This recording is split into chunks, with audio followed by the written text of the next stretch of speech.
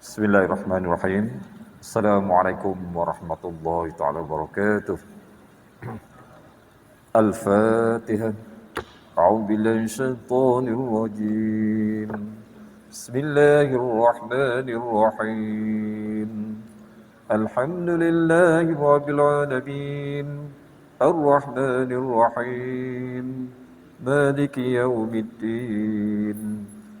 إياك نعبد وإياك نستعين اهدنا الصراط المستقيم صراط الذين أنعمت عليهم غير المغضوب عليهم ولا الضالين آمين. Bismillahirrahmanirrahim. Alhamdulillahirabbil alamin wa bihi nasta'inuhu wa nu'minu bihi wa natawakkalu 'alaihi wa na'udzu billahi min shururi anfusina wa min sayyiati a'malina. May yahdihillahu fala mudilla lahu wa may yudlil fala hadiya lahu. Asyhadu an la ilaha illallah wahdahu la syarika lahu wa asyhadu anna Muhammadan 'abduhu rasuluh. Rabbi shrah li sadri wa yassir li amri wahlul 'uqdatam min lisani yafqahu qawli. Subhanaka la ilma lana illa ma 'allamtana innaka antal alimul hakim. Allahumma aftah bainana wa baina qaumina bil haqqi wa anta khairul fatihin. Allahumma faqihna fid din wa 'allimna 'ilman nafi'an ya arhamar rahimin. Amma ba'du.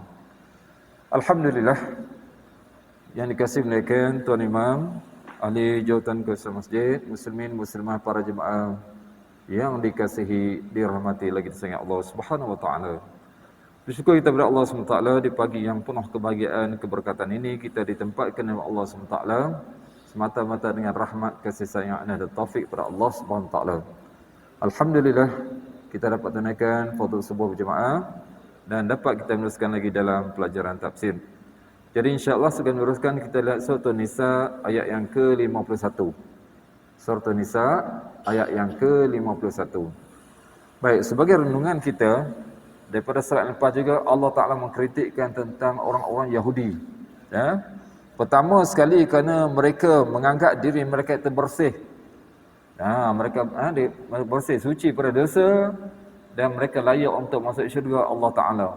Dakwaan mereka tak akan masuk syurga melainkan ahlul kitab, terutama orang Yahudi dan Nasara. Dan kemudian Allah Subhanahu Wa Taala mengkritik mereka, mencela mereka kerana keimanan mereka kepada dua perkara, al-jibt wa taghut. Ayat insya-Allah, al-jibt wa taghut, dan mereka menukarkan hidayah keimanan dengan kesesatan dan juga kelalaian dalam kehidupan dunia mereka. Jadi insya-Allah kita lihat ayat yang ke-51. أعوذ بالله من الشيطان الرجيم ألم تر إلى الذين أوتوا نصيبا من الكتاب يؤمنون بالجبت والطاغوت ويقولون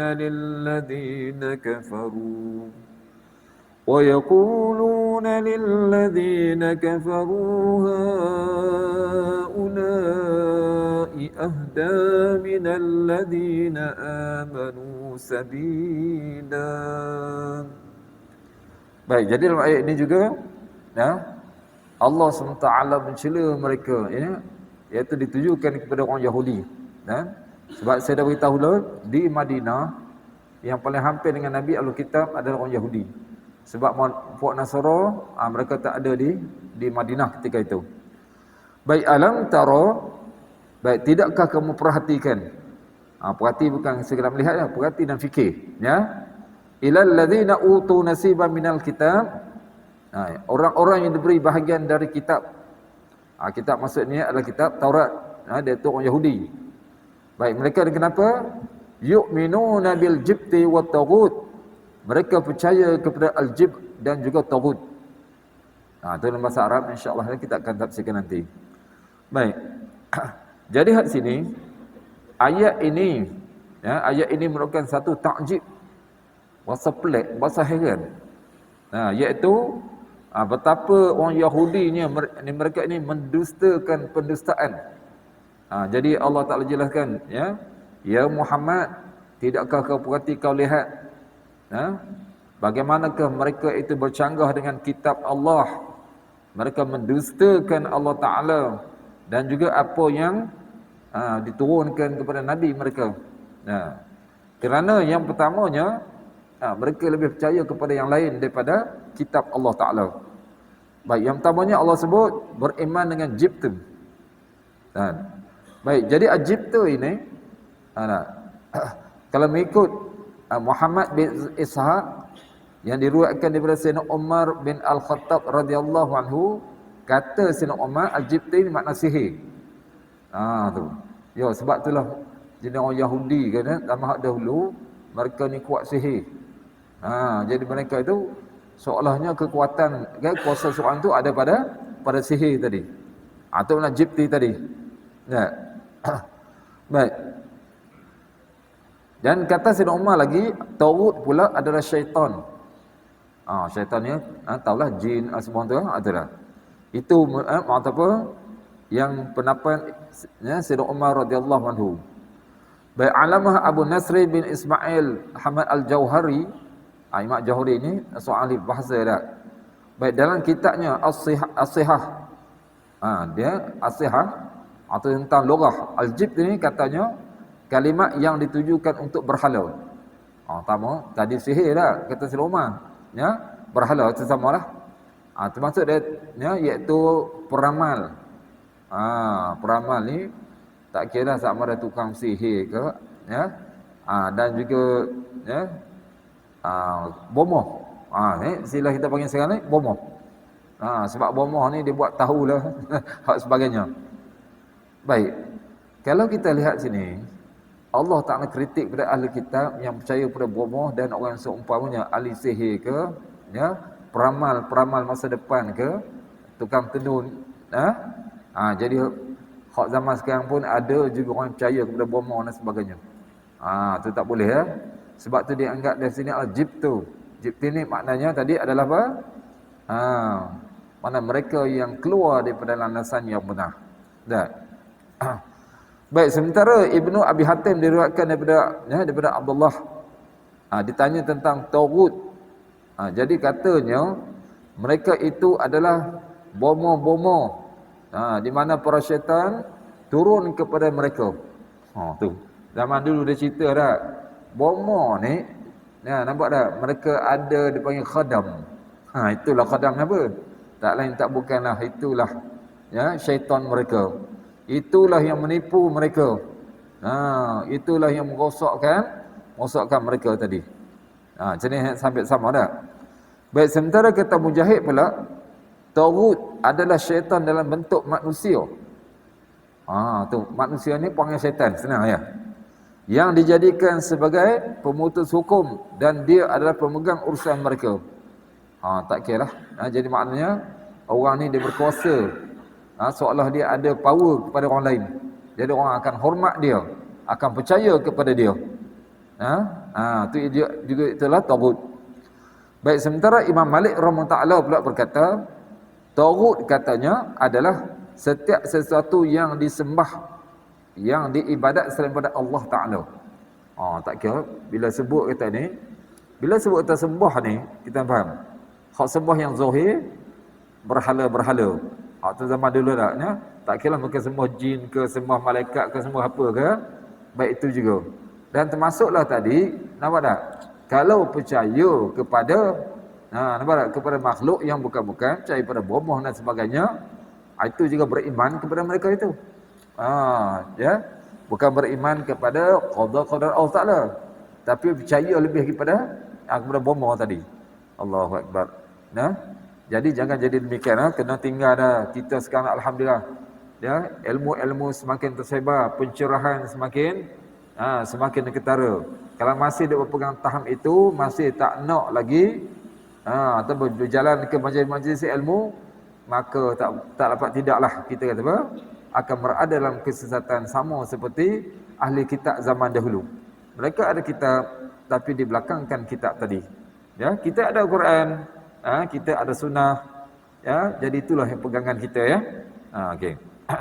Baik, jadi Allah Taala mencela mereka kerana beriman berdua perkara tadi ya, al-jibti wa taghut.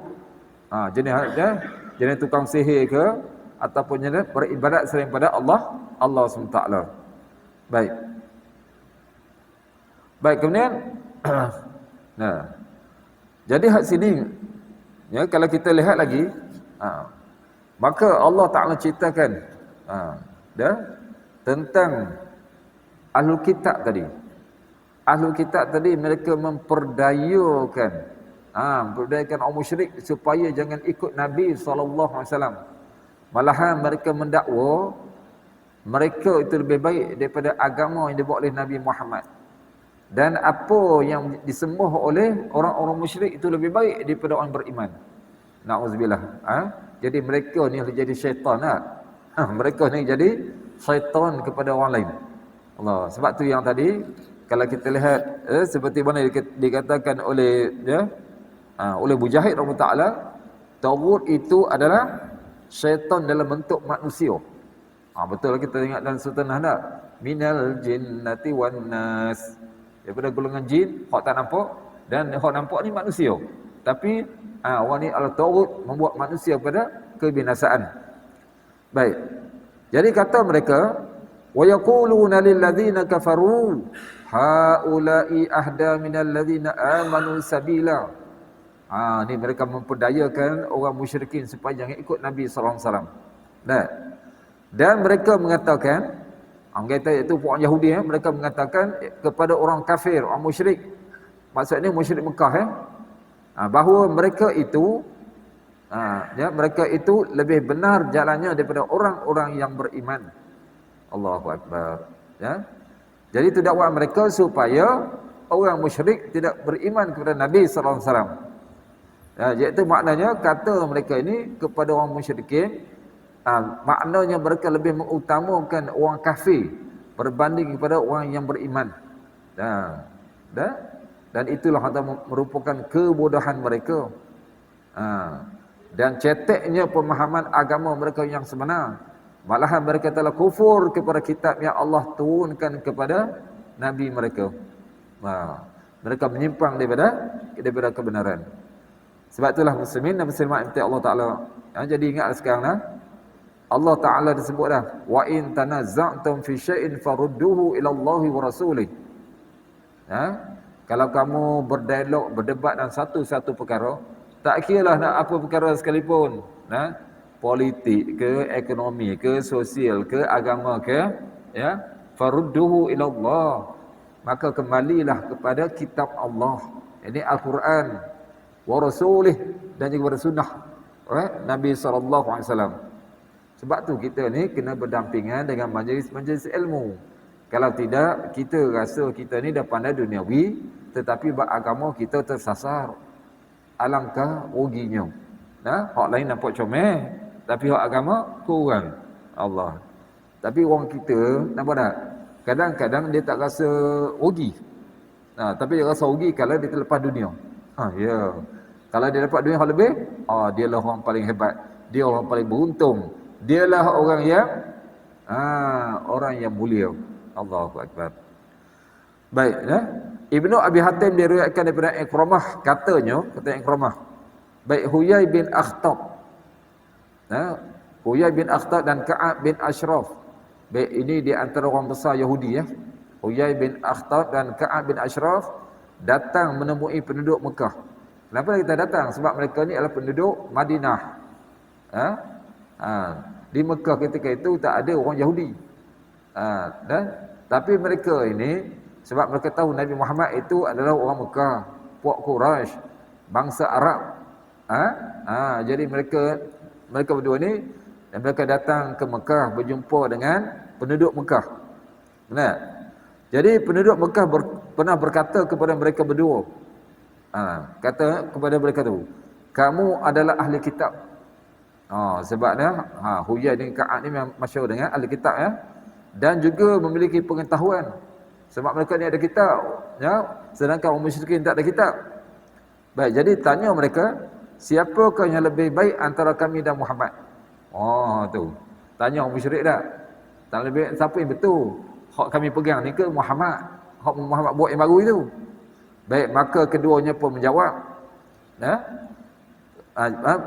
Bertanya dulu. Perkara apa yang terjadi antara kamu dengan Muhammad? Tu. Jadi kata mereka lagi, ini puak musyrik Mekah. Baik, kami selalu menyambung silaturahim. Makna kami buat baik belaka dengan kaum kerabat dan sebagainya. Baik, ya, menyembelih haiwan untuk jamu tetamu. Nak kata mereka nilai tetamu elok, ya. Kemudian mencampurkan air dengan susu. Tu bila mereka jual kan, nampak mereka campur air dengan susu. Dia macam sekarang dah hampir sama dah, campur santan dengan air. Tu kena jaga, ya. Tu. Baik. Membebaskan tawanan. Nak cerita mereka ni baik ni tak? Dan kami memberi minum orang-orang yang datang melakukan ibadat haji. Sementara Muhammad dia kata adalah budak mentah, pemutus silaturahim di kalangan kami. Sebab dia peluk kami tapi dia putus dengan kami. Dan pengikutnya daripada Bani Ghifar. Satu Bani Ghifar ni, Bani yang suka merompok orang pergi buat haji. Ada ketika itu. Mereka tunggu tengah jalan, mereka akan merompok orang atau orang bawa pergi haji. Baik, jadi kata mereka, tanya mereka tak? Mereka sebenarnya kata mereka tu hanya dakwaan saja. Manakah yang lebih baik, kami atau dia? Kami ni, mana orang musyrikin lebih baik ke dia tu Muhammad lebih baik? Jadi keduanya pun menjawab. Jawab ni bukan jawapan yang betul, tapi jawapan yang nak menyesatkan mereka lagi. Kata mereka berdua, kamu lebih baik dan lebih benar jalannya. Tu. Itu dah mereka dakwa apa? Ni yang dilakukan oleh puak kafir musyrikin Mekah ni lebih baik daripada apa yang dipegang oleh Muhammad dan apa dia seru oleh Muhammad. Allahu akbar, ya. Jadi maka Allah turunkan ayat ini. Jadi sebab nuzul, ini merupakan sebab nuzul ayat ini, iaitu Allah Taala bentuk pertanyaan dah. Alam tara ilal ladzina utu nasiban minal kitab. Itu yang mereka itu. Tidak engkau lihat, kau perhati yang Muhammad, kepada orang yang dikurniakan bahagian mereka daripada kitab, iaitu mereka dah faham kitab tapi mereka menyimpang daripada kitab. Itulah muslimin dan muslimat yang percaya Allah Taala. Kita ada Quran, kita baca Quran, tapi kalau kita tak faham Al-Quran, tak mengambil berat, jadi sambung nanti takut jadi macam puak Yahudi. Sebab apa? Al-Quran perintah yang elok, tapi kita buat jalan tak elok sebagainya. Allahu akbar. Ya. Sebab itulah kalau kita contohnya terlibat dengan ekonomi, kita sebagai orang menjual dan sebagainya, kena belajar dalam kitab buyur. Macam mana kaedah yang berdasarkan oleh syariat, tak bertipu, tak apa sebagainya. Tu. Tak ada kita kata apa riba dalam perniagaan dan sebagainya lagi. Baik. Jadi itulah maka mereka ini mereka mendakwa bahawa puak kafir itu walaupun mereka telah syirik kepada Allah, tapi lebih baik daripada Nabi Muhammad. Na'udzubillah min zalik, ya. Tak ada sedang Allah kutuk dalam Al-Quran tentang orang syirik dah. Ya, Allah Taala tak ampunkan. Allah tak ampunkan dosa syirik. Wa yaghfiru ma duna zalik. Allah ampun selain daripada itu. Buat dosa besar macam mana pun Allah boleh ampun. Tapi kalau syirik, maka Allah Taala tak ampun. Tu. Macam mana mereka boleh jawab? Orang musyrikin lebih baik lagi. Sedangkan mereka ni ahlul kitab. Mereka beriman, iaitu tidak ada Tuhan yang wajib disembah, yang layak disembah hanyalah Allah Taala. Sejak itulah kitab mereka. Sebab tu dalam setiap kitab tu semua dalil dakwah la ilaha illallah. Tengok Al-Quran berkali-kali dah. La ilaha illallah. Nak menyatakan Allah Taala sahaja yang ada. Rabb, Tuhan yang hakiki. Tuhan yang wajib disembah. Yang lain tak ada. Tidak ada sifat ketuhanan. Sebab tu dia ada la ilah. La ilah tu makna bukan tidak ada Tuhan, tidak ada sifat ketuhanan. Kena faham, ya? Tidak ada sifat ketuhanan, hanyalah Allah. Walaupun hak lain orang jadikan Tuhan, berhala ke apa ke, tapi tidak ada sifat ketuhanan. Walaupun dijadikan Tuhan, tidak ada sifat ketuhanan, iaitu Tuhan yang mencipta, Allah Ta'ala yang ada sifat sifatnya uluhiyahnya, sifat rububiyahnya. Itu yang ada pada Allah, tidak ada pada mana-mana yang disembah selain pada Allah Ta'ala. Baik.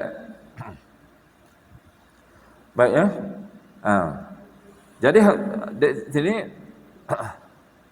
dia orang apa? Orang musyrikin ni, mereka bila mana mereka ada hubungan dengan puak-puak Yahudi, inilah kesempatan. Kesempatan tak? Orang Yahudi, orang Yahudi yang berada di Madinah tu, mereka juga benci kepada Nabi SAW. Seperti mana orang musyrikin Makkah benci kepada Nabi SAW. Jadi sebab tu mereka berkompromi. Sebab tu kita lihat tak? Asbab tercetusnya, hampir tercetusnya peperangan Ahzab. Peperangan Ahzab ataupun dipanggil peperangan Khandaq. Ya. Ni puak-puak ni sekongkol. Inilah. Jadi ayat seterusnya, maka Allah laknat atas puak Yahudi kerana mereka minta pertolongan puak-puak musyrikin. Minta apa? Pertolongan ketenteraan dan sebagainya, sebab mereka nak singkirkan Nabi SAW. Tengok betapa jahatnya orang Yahudi tadi. Jadi kita ingat pada ayat seterusnya. Baik, sebab tadi Allah lebih kutukkan puak Yahudi tadi ya. Mereka ada kitab, terutama Huyai dan kalau kita tengok tadi Ka'ab dan juga Huyai tadi merupakan di kalangan pendeta ahli kitab. Pendeta ahli kitab, faham tak? Orang alim ahli kitab ni. Tapi mereka menyimpang daripada kebenaran. Tengok apa jadi? Ayat seterusnya. Ulaika alladhina la'anahumullah wa man yal'anillahu falan tajida lahu nasira. Ini keputusan Allah Ta'ala atas mereka. Baik. Jadi Allah jelaskan, ulaika. Ulaika isyaratkan pada puak Yahudi itu, mereka itu yang seperti mana Huyai dan juga Ka'ab tadi. Baik. Mereka itu Allah jelas alladzina la'anahumullah. Mereka itu adalah orang-orang yang Allah melaknatnya. Orang yang dikutuk oleh Allah SWT. Laknat ni maknanya dijauhi rahmat. Kita faham. Sebab tu orang Islam tak boleh melaknat sama-sama sendiri dan sebagainya. Dia laknatnya contoh kata Allah melaknat engkau sebagainya. Tak boleh. Tak boleh Bila tu makna kita mendoakan keburukan. Ingat, siapa yang mendoakan keburukan untuk saudaranya, keburukan itu akan menimpa dia sendiri. Akan menimpa dia sendiri. Sebab tu orang Islam, sama-sama Islam kena berdoa benda yang baik. Kalau kita doa baik kepada saudara kita, Allah akan beri. Tu. Sebab malaikat akan mengaminkan. Bila seorang tu dia doa kepada saudaranya, kemudian malaikat kata, walaka mislu. Bagi engkau juga macam mana engkau minta untuk dia. Subhanallah. Sebab tu jangan kita kedekut nak minta yang baik untuk kawan kita. Kalau kawan kita dapat, insya-Allah kita juga akan dapat. Entah lebih baik lagi. Sebab kita yang doakan. Kemudian malaikat mengaminkan. Allahu Akbar. Amin malaikat ni insya-Allah makbul. Sebab malaikat ni maksum, mukharrabin. Yang mereka ni Allah Ta'ala puji mereka. Mereka sentiasa beristighfar kepada Allah Ta'ala. Sentiasa patuh. Wa yaf'aluna ma yu'marun. Mereka sentiasa laksanakan apa yang diperintahkan kepada mereka. Tak macam kita. Kita ni Allah perintah dah. Kadang buat, kadang fahamlah. Kadang buat sikit, dia kata buat juga. Kita faham tak kalau buat juga? Makna hak tinggal tu lebih banyak daripada yang buat. Contoh tak? Kita yang benda, awak sembahyang tak? Dia kata apa? Sembahyang juga. Bila sebut juga tu apa? Makna tak penuh lagi. Tu. Jadi inilah, nampak tak? Ini puak-puak Yahudi ni macam itulah dia kan. Mereka beriman tapi kufur mereka tu lebih. Jadi ini merupakan laknat Allah Ta'ala kata mereka, kaum Yahudi yang ada kitab. Dan Allah Ta'ala beritahu hanya apa? Bagi mereka sini tu. Mereka ulaikal ladzina la'anahumullah. Mereka itu orang yang dilaknat oleh Allah. Ingat apa jadi? Wa may yal'anillahu falan tajida lahu nasira.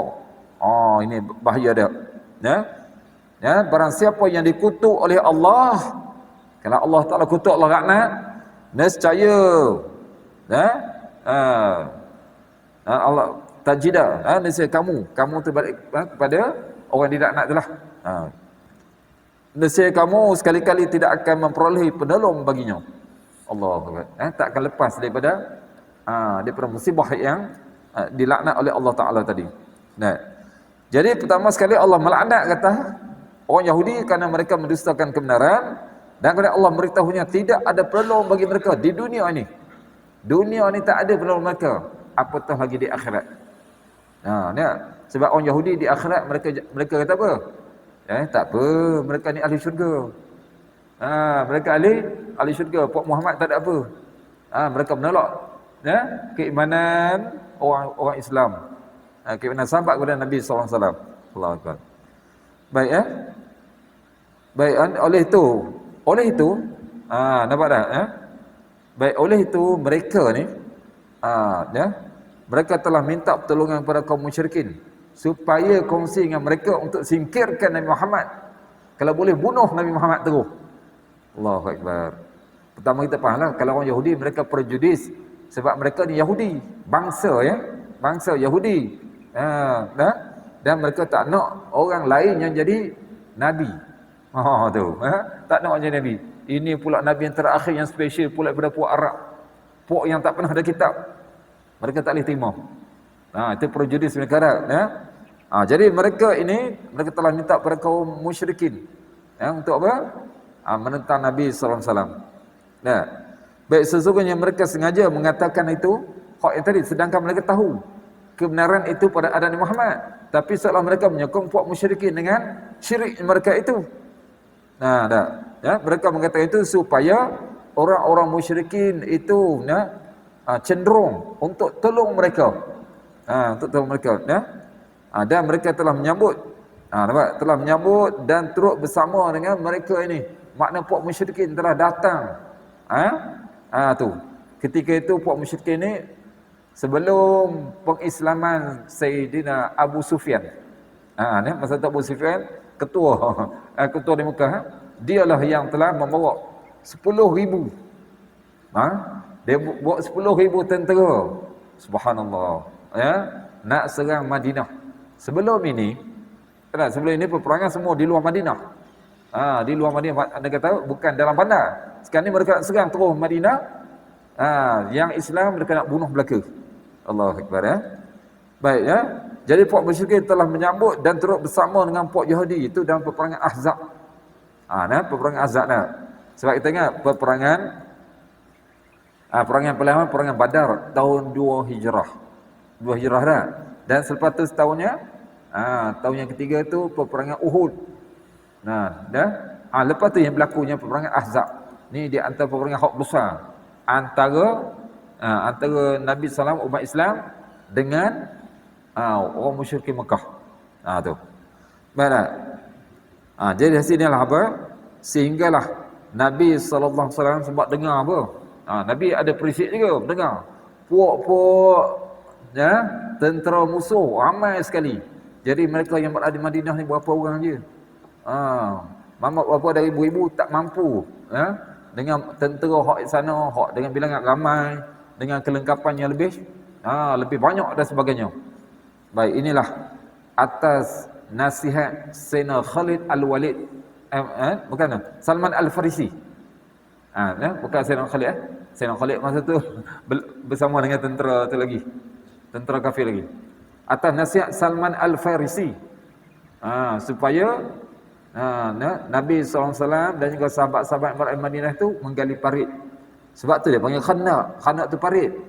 Dan juga dikenal sebagai Ahzab. Ahzab tu sebabnya golongan. Sebabnya puak musyrikin Mekah dengan puak-puak Arab lain, mereka bergabung dengan Yahudi. Yahudi yang di pinggir Madinah tadi. Nak serang Nabi SAW menengok umat Islam di Madinah. Jadi terpaksalah Nabi SAW dengan sahabat terpaksa menggali parit keliling Madinah tadi. Tapi yang terbaik, alhamdulillah, Allah melindungi mereka daripada keburukan kaum Yahudi. Tak berlaku perang Ahzab, cuma kita punya perang Ahzab sebab hampir berlaku. Sebab tentera-tentera musyrikin mereka nak masuk Madinah, mereka lihat ada parit. Kuda nak melompat pun tak lepas. Jadi mana luas tu lah. Kuda lompat tak lepas. Ataupun betapa dahsyatnya ataupun teruknya Nabi SAW dengan sahabat nak gali parit tu. Bukannya sikit dah. Tahu, jauh lagi. Jadi mereka berkemah di luar. Berkemah di luar dah. Tapi dengan izin Allah Ta'ala, Allah Ta'ala pada waktu malam, angin ribut yang kencang telah datang melanda kemah-kemah mereka, dan ketika itulah Allah Ta'ala campakkan kegerunan, ketakutan dalam hati mereka, dan mereka takut masa tu orang Islam serang. Jadi mereka pun cabut lagi, berpatah balik ke Mekah. Tak berlaku peperangan itu. Walaupun disebut peperangan, banyak peperangan yang kita nak ada nama tapi tak berlaku. Semua dengan pertolongan Allah SWT. Nah. Baik, sebab itulah kalau kita lihat dalam surah Ahzab sendiri, surah Ahzab cerita apa yang tu dah. Dalam ayat yang ke-25 Allah Taala berfirman, ba'd billahi syaitanir rajim, wa raddallahu alladhina kafaru bighaidhihim lam yanalu khaira wa kafallahu almu'minina alqitala wa kana Allahu qawiyyan aziza.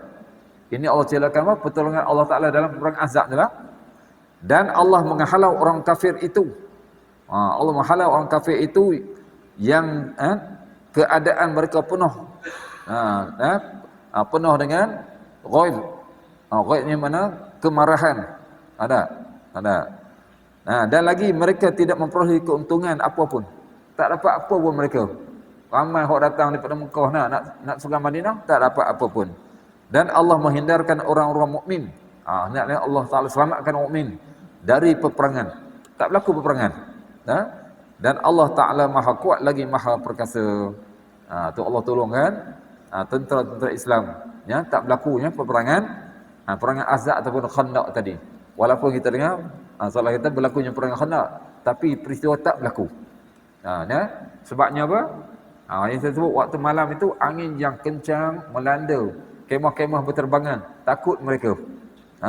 Lagi mereka akhirnya. Allahu Akbar. Baik, itu yang pertama Allah Ta'ala menjelaskan.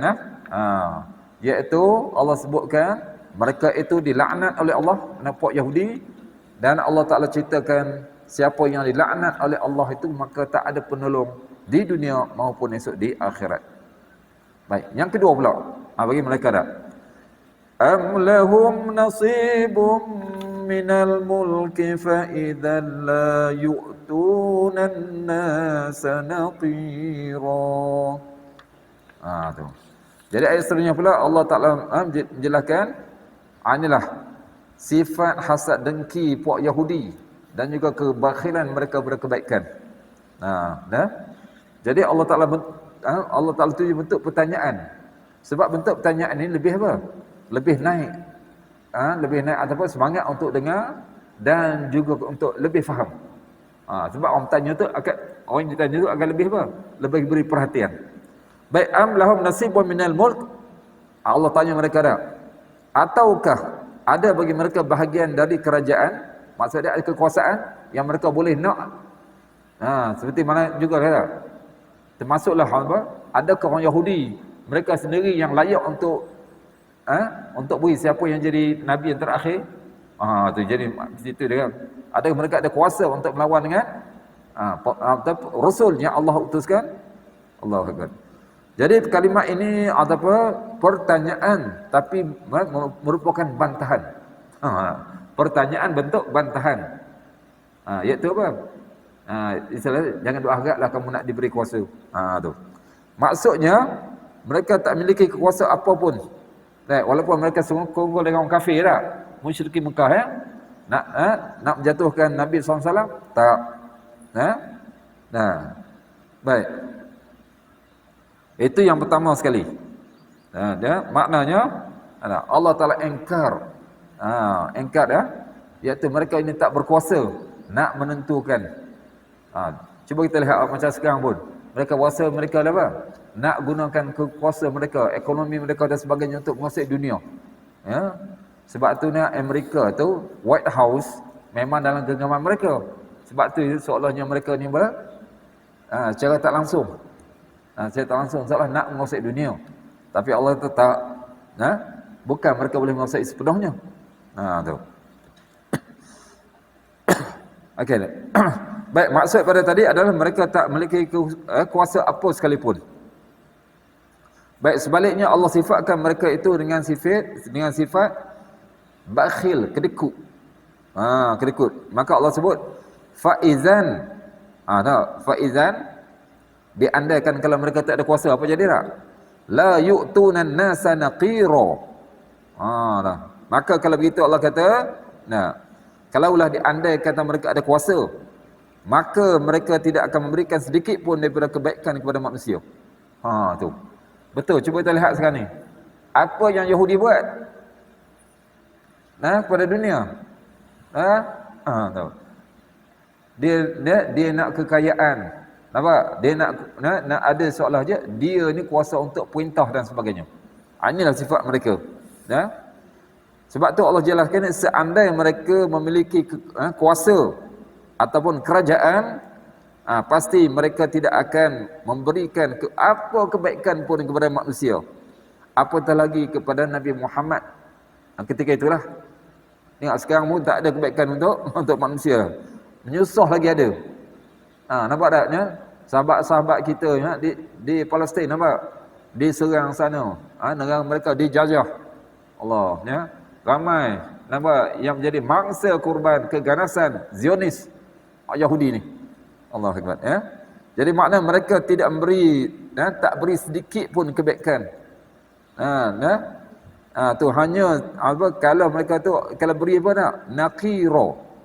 Okey, nakir ini kalau menurut pendapat Ibn Abbas, pendapat Ibn Abbas dan juga kebanyakan ulama, sebab nakir ini adalah apa? Tu, dia macam biji aja. Biji kurma. Nampak tak? Gitu je. Bukan bagi isi kat orang, dia bagi biji aja. Nampak tak? Jadi mak itu yang mereka akan bagi pada orang. Allahu Akbar. Jadi itu menunjukkan mereka ini sifat kedekutnya mereka untuk buat kebaikan. Sebaliknya, nampak, kalau mereka betul, kalau mereka beriman kepada kitab Taurat dan juga pada apa yang dibuat oleh Nabi Musa sejak dahulu, sepatutnya mereka sampaikan kepada musyrikin di Mekah ke ataupun di Madinah yang boleh berpegang dengan Al-Quran. Sebab mereka dah tahu dah. Itulah sifat mereka, kedekut. Sampai begitu. Begitu lagi. Baik, sebab itulah kalau kita lihat dalam surah Isra'. Dalam surah Isra' Allah Ta'ala ceritakan sifat mereka ni dengan sifat kebanyakan manusia. Ba'da billahi syaitan rajim. Qul law antum tamlikuna khazaina rahmati rabbi idzan la amsaktum khasyatal infaq. Tu Allah beritahu dah. Katakanlah Muhammad, kata kepada buat musyrikin itu, kepada buat Yahudi juga, kalau seandainya kamu menguasai perbendaharaan rahmat Tuhanmu, makna perbendaharaan rahmat tu, hak rezeki semua kamu milik kamu belaka, nescaya perbendaharaan itu kamu akan tahan. Makna kamu tak akan bagi pada orang lain kerana takut nak belanjakannya. Kedekut. Allah cerita dah, ini puak Yahudi kedekut. Allahu Akbar. Sebab itu kita nampak umat Islam dilarang kedekut. Sepatutnya nampak dalam ayat Quran salah satu kata daripada 7 perkara, sebab dia ada 7 perkara dalam Al-Quran, dulu saya dah sebut dah. Antaranya yang banyak dalam Al-Quran adalah infak, membelanjakan harta di jalan Allah Ta'ala. Tu sebabnya apa? Ahlul kitab mereka tidak gunakan kekayaan mereka untuk kebaikan, dan demikianlah puak-puak musyrikin, mereka kaya tapi tak gunakan untuk kebaikan. Jadi janganlah pula kita yang Allah Ta'ala kurniakan rezeki sikit sebanyak kedekut. Bukan Allah Ta'ala infak belaka, tapi Allah perintahkan sebagai apa? Sebahagian. Sebahagian tak?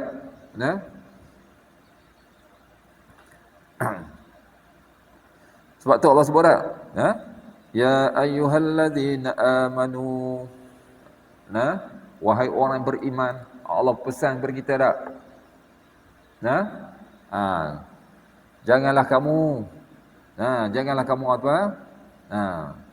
Apa disebabkan oleh anak cucu kamu dan harta-harta kamu melalaikan daripada zikrullah.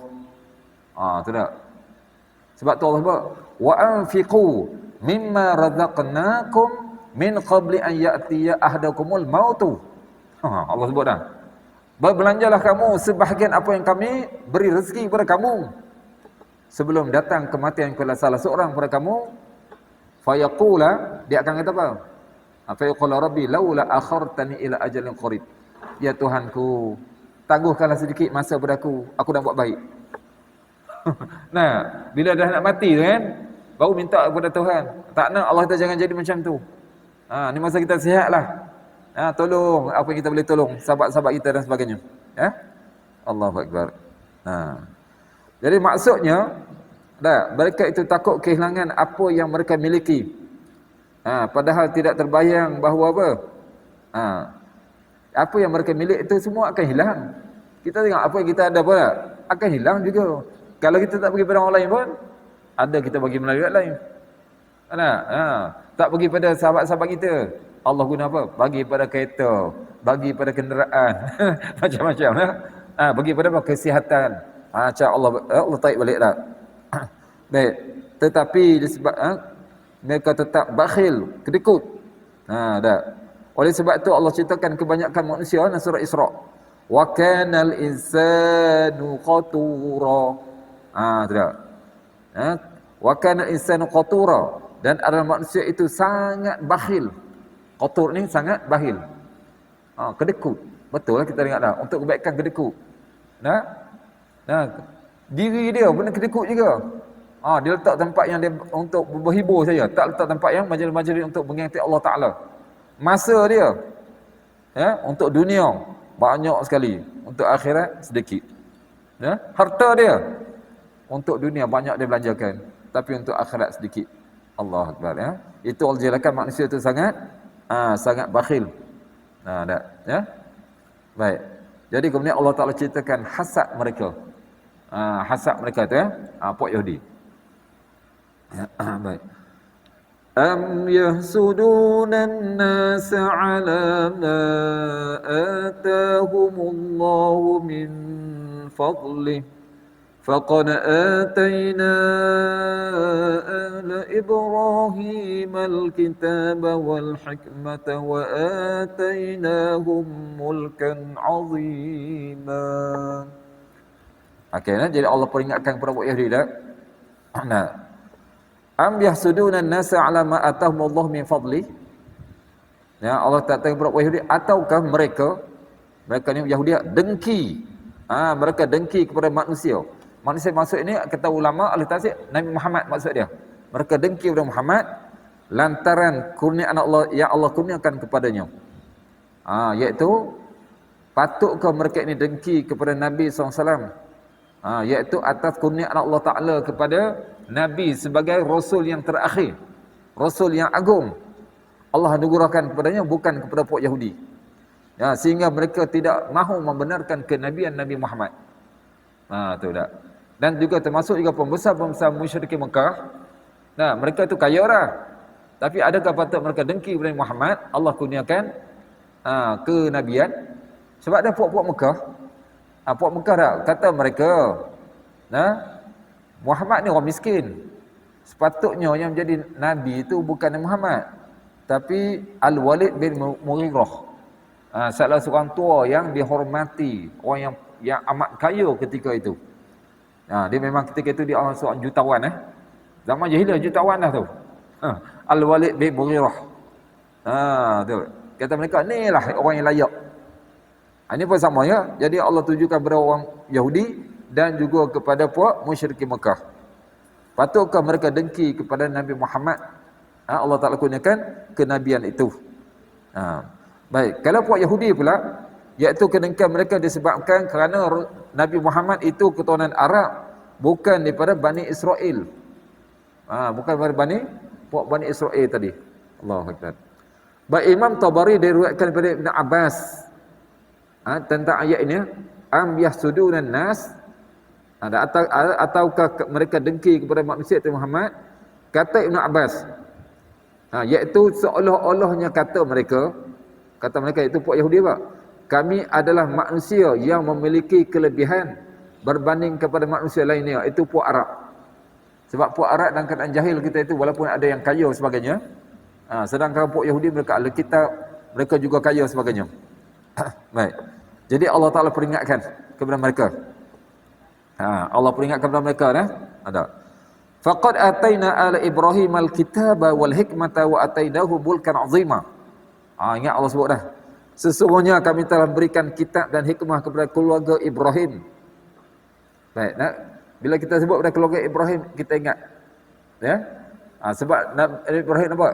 Jadi salur galur Nabi Ibrahim, nampak tak? Selepas itu tak ada Nabi melainkan daripada anak cucu Nabi Ibrahim. Baik, kita lihat. Nabi Musa itu juga daripada cucu cicit. Nampak daripada Bani Israel itu daripada Nabi Ishaq, anak Nabi anak Nabi Ibrahim. Dan sebelah Nabi Ismail, cucu cicitnya Nabi Muhammad sallallahu alaihi wasallam. Tu ya Allah jelaskan sesungguhnya kami telah berikan kitab dan hikmah. Hikmah ni iaitu kenabian kepada keluarga Ibrahim, dan kami telah berikan kepadanya kerajaan yang besar. Baik, kerajaan yang besar ni kalau kita lihat iaitu daripada keturunan itu ada dah kerajaan besar lalu. Ada dan nampak tak Nabi Daud. Okey, selepas Nabi Daud kemudian Nabi Sulaiman. Itu di antara yang ada kerajaan yang besar Nabi Sulaiman yang paling besar sekali. Tu ya. Baik, maksudnya kami telah jadikan kenabian pada keturunan Bani Israel. Dulu Allah peringatkan Bani Israel yang merupakan anak cucu Nabi Ibrahim alaihissalam. Kami turunkan kitab kepada mereka. Baik, nampak tak Kalau kita lihat Nabi Musa dapat kitab Taurat Nabi Daud kitab Zabur. Sehingga mereka meletakkan hukum-hukum kepada Bani Israel tu dengan sunnah nabi-nabi yang terdahulu, dan yang merupakan hikmah ni kenabian tadi. Dan di antara mereka pula kami jadikan pula raja. Raja yang saya sebut tadi yang besar Nabi Daud dan juga Nabi Sulaiman. Baik, tetapi dengan pemberian demikian itu antara mereka itu ada yang beriman dengan nikmat pemberian Allah Ta'ala itu, bersyukur di atasnya, tapi ada kebanyakan mereka pula yang engkar. Itu daripada keluarga Nabi Ibrahim kita ingat samalah sekarang ada orang beriman tapi kebanyakan yang kufur, iaitu mereka tidak mensyukuri, bahkan mereka berpaling daripada petunjuk dan juga berusaha untuk menghalang manusia daripada kebenaran. Termasuk nampak di Mekah. Di Mekah mereka menghalang daripada orang Mekah mengikut Nabi sallallahu alaihi wasallam. Dan juga tengok perangai Yahudi. Mereka menghalang orang yang mengikut Nabi Muhammad sallallahu alaihi wasallam sama. Padahal para nabi daripada anak cucu Nabi Ibrahim adalah sebahagian dari mereka itu iaitu antara mereka itu golongan yang dikenali sebagai Bani Israel tadi. Baik, namun mereka telah berselisih itu pengikut dengan Nabi. Apatah lagi kepada engkau wahai Muhammad. Tu nak cerita kepada engkau Muhammad, sama-sama Bani Israel pun mereka tolak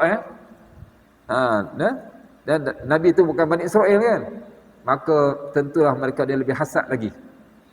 Iaitu orang Yahudi lebih hasad lagi. Allahu Akbar.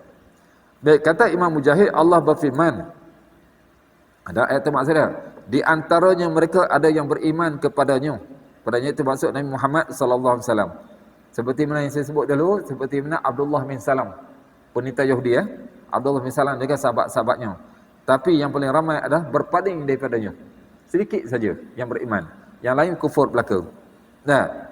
Sementara orang kafir pula, orang kafir daripada golongan mereka, malah mereka ni terus berpegang dengan keras penolakan, pendustaan mereka terhadap Nabi Muhammad sallallahu alaihi wasallam.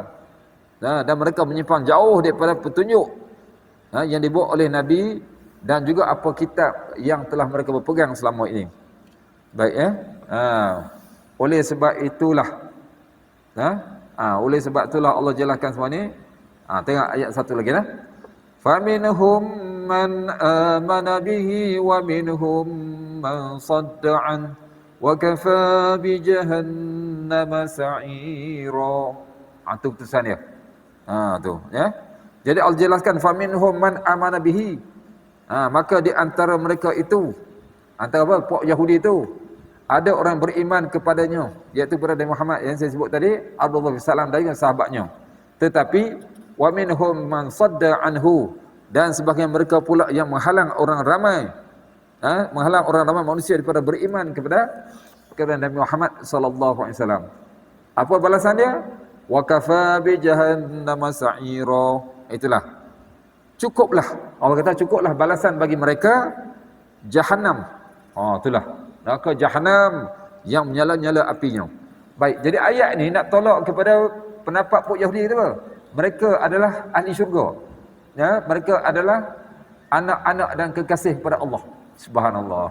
Ya, jadi nak ayat ni Allah kata tak cukuplah mereka itu apa? Mereka adalah penghuni neraka kiamat nanti. Baik. Maknanya cukuplah api neraka itu sebagai hukuman atas kekafiran mereka. Ya, penentangan mereka terhadap kitab-kitab Allah. Walaupun dulu mereka pegang, tapi bila mereka tolak Al-Quran, maknanya mereka tolak kitab mereka juga. Mereka menentang kitab Allah Ta'ala dan juga rasul-rasul yang diutuskan oleh Allah Ta'ala kepada mereka. Jadi insyaAllah kita sekadar itu dahulu. Mudah-mudahan kita ingatlah ya, Allah cerita sini tentang apa? Dahsyatnya Pok Yahudi. Jangan pula kita tiru mereka. Mereka ni ahli kitab. Kita juga ada kitab tu Al-Quran. Pertama berpegang betul dengan Al-Quran. Jangan jadi macam Yahudi, berpegang sementara mereka dengan apa? Kitab Taurat. Kemudian datang Nabi, mereka tolak pula. Kita jangan. Tak ada dah Nabi yang akan datang. Tak ada dah kitab yang akan diturunkan. Al-Quran yang terakhir dan buat selama-lamanya. Jadi muslimin dan muslimat, itulah ya, berpegang dengan Quran dan juga sunnah baginda sallallahu alaihi wasallam, insya-Allah kita akan selamat dunia dan akhirat. Mudah-mudahan kita dapat jadikan panduan iktibar pengajaran untuk kita amalkan dan dapat tawarkan kepada yang tak sini. Walahuna aqulu qawli hadza astaghfirullah lakum wa billahi taufiq wal hidayah. Assalamualaikum warahmatullahi taala wabarakatuh.